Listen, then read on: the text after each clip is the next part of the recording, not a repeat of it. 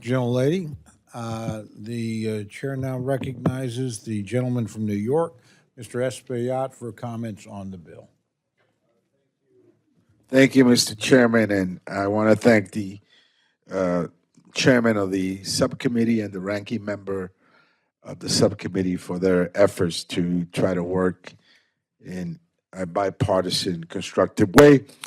I must stand and express my concerns regarding the mission of the Green Climate Fund. As we all know, climate change is a reality.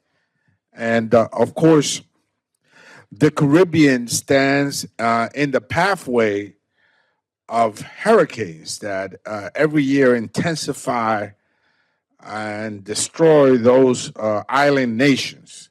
And both the chairman and the ranking member of the subcommittee must know this really well, because Florida also stands in the pathway of hurricanes and strong winds. And of course, we're seeing how devastating events, flash floodings just hit Washington, D.C. a couple of days ago. Flash floodings flooded the New York City subway system a couple of weeks ago, and we've all remember Superstorm Sandy, and we're still in some way recovering from Superstorm Sandy in New York City. North Carolina has seen devastating effects, the wildfires in California.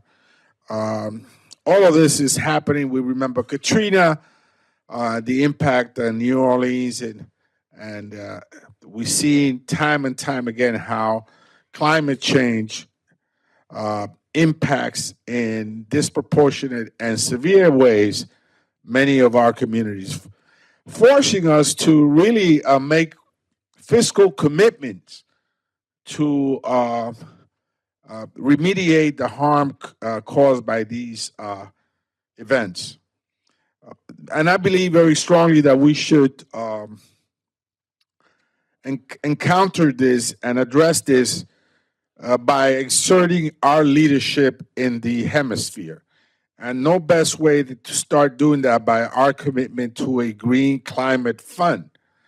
Now, we've seen migration, and we know for a fact that droughts in Central America have contributed, 7-year droughts in some cases, to food insecurity in those regions, and have generated a massive exodus of families, including women with children, to our border.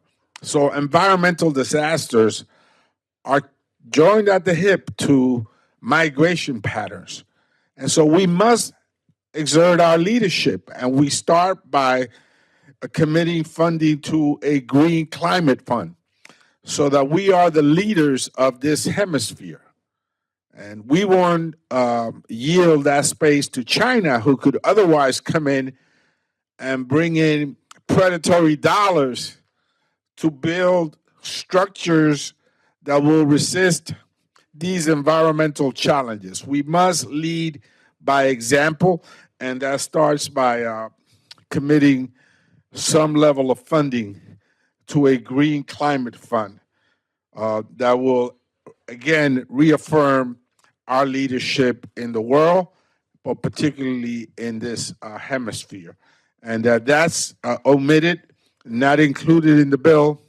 I think it's something that's so important, because what we're facing, not just in the hemisphere, but right here at home, that we must begin to address it. And I must express my concern about it as we debate this bill. Thank you, Mr. Chairman. I yield back. I thank the gentleman. The gentleman from